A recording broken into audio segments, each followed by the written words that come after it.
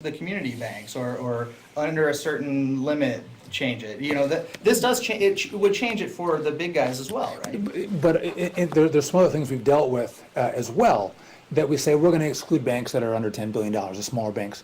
But when you bring in Ben Bernanke and others and ask them, are they really excluded? They go, no. I mean, they're going to all get ensnared in these rules, and it becomes incredibly hard. But if you say, I mean, the FDIC, the SEC, the chairman of the Federal Reserve, if you've got these people, if you get 5 of them that say this is inconsistent with safe and sound operation of our financial industry, I mean, that's a pretty big burden to overcome, and I think a pretty reasonable burden. And we voted to say, listen, let's make this transparent. Let's let the hearings be taped. Let people see the conversation. And I think, yeah, we want to make sure that our consumers are protected. And we also want to make sure that, we have a safe and sound banking system as well. And I think they can go together. I think, let's move forward with the CFPB, but let's make it more accountable, which is another issue. You have 1 director. We think it should be a commission of 5. And then... Because let's spin out a little bit why that is. What is the risk of a CFPB run amok? Well, you can create a number of rules under the auspices of consumer protection that could be contrary to safe and sound operation. And yeah, banks would fail. Possibly, yeah. If the rules were. Well, or they'll. What my concern is especially in our area, we hear this continuously from community banks and from credit unions. They say, listen, we get layers and layers and layers of regulation, and we can't spread that cost over thousands of customers like the big banks can. We're smaller, and so we start adding lawyers or compliance officers. That drives our costs through the roof, and it makes it far more difficult for us to compete and stay alive. And so I go, so what's the impact? How can we make it better? And they go, I can't point to one thing. You just keep layering stuff on, and you're killing us. And I think everyone, and especially if you look at our area, were we part of the problem of the financial crisis? No. But are these rules going to ensnare our economic lifeline? Yes. So I go, let's do it, but let's do it in a way that's going to work better.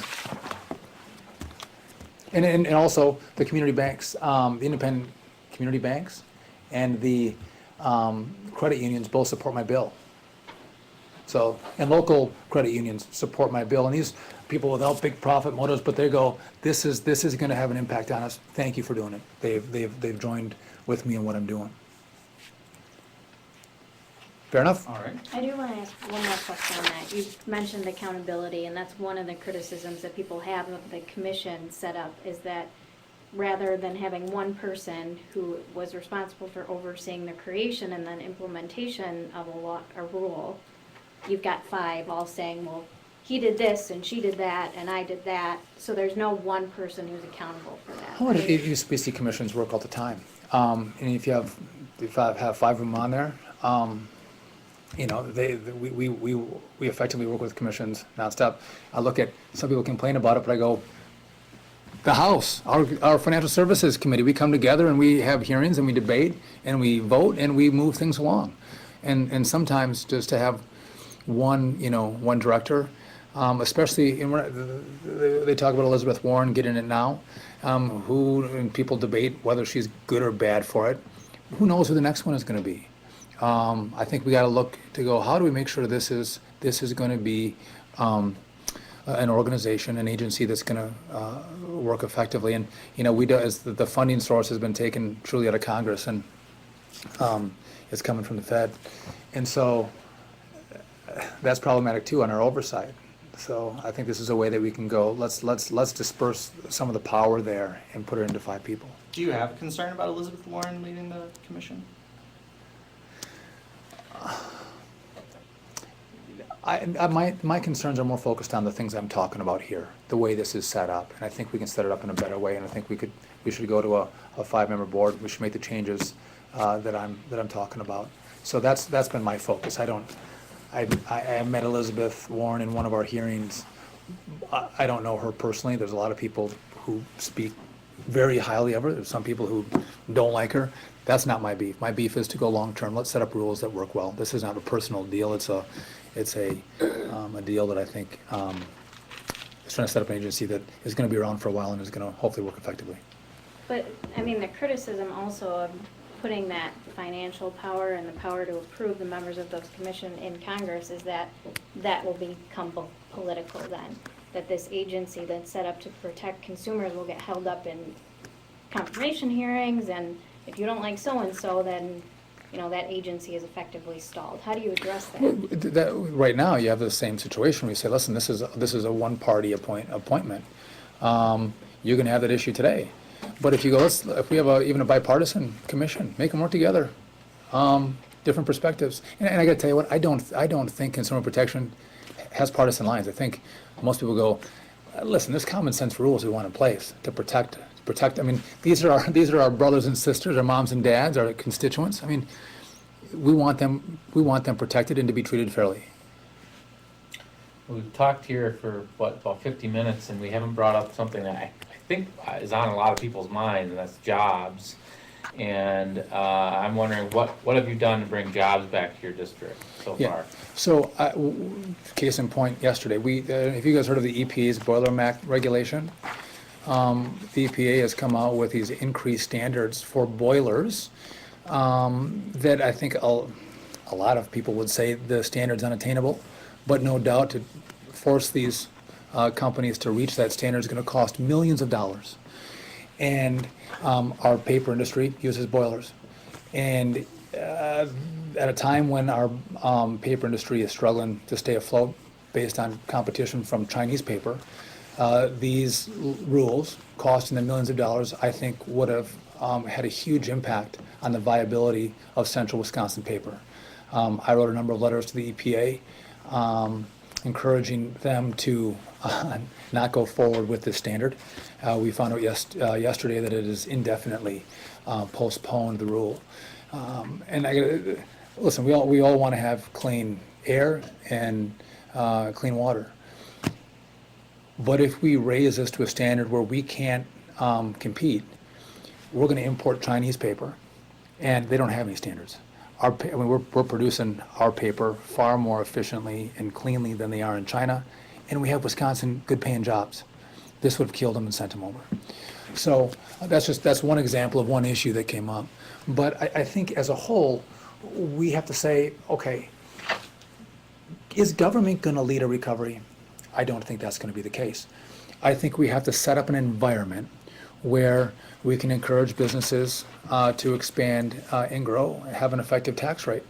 What we've, in the 2012 budget proposal, we took the top tax rate to 25%.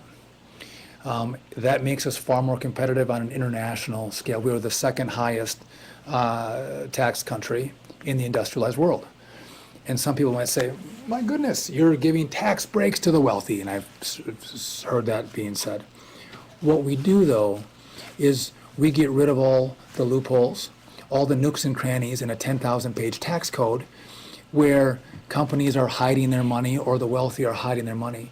And we have a fairer, flatter tax code that makes us more competitive.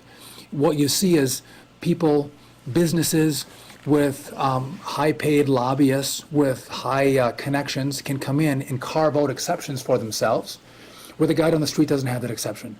And it becomes this crony capitalism or corporate welfare, and I think it undermines American capitalism. And so if you say, listen, let's bring it down to 25%, but you're going to pay it. If you're GE who doesn't pay anything last year, you're all going to pay your fair share. But we're going to get a set rate. We're going to do away with so many of these write-offs that so many people in our community don't get to take advantage of. They weren't made for them.